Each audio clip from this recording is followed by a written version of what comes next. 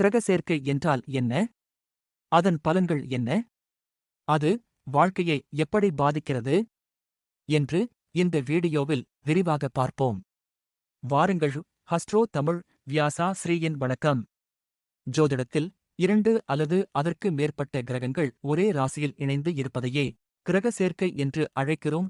மேலும் சில ஜோதிட நூல்களில் இந்த சேர்க்கை 12 பாகைகளுக்குள் ஏற்படும் போது அதன் தாக்கம் மிகவும் வலுவாக இருக்கும் என்றும் குறிப்பிடப்பட்டுள்ளது.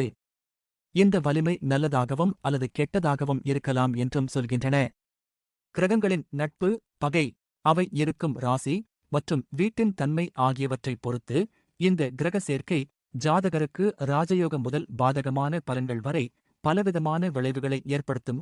கிரக சேர்க்கையின் முக்கிய அம்சங்கள்: ஒரே ராசியில் கிரகங்கள் சேரும்போது அவை தங்களின் காரகத்துவங்களை, அதாவது தனித்தன்மைகளை ஒன்றுடன் ஒன்று கலந்து செயல்படும். நட்பு கிரகங்கள் சேரும்போது அவை குறிக்கும் உறவுகள் மற்றும் பலன்கள் பொதுவாக சிறப்பாக இருக்கும்.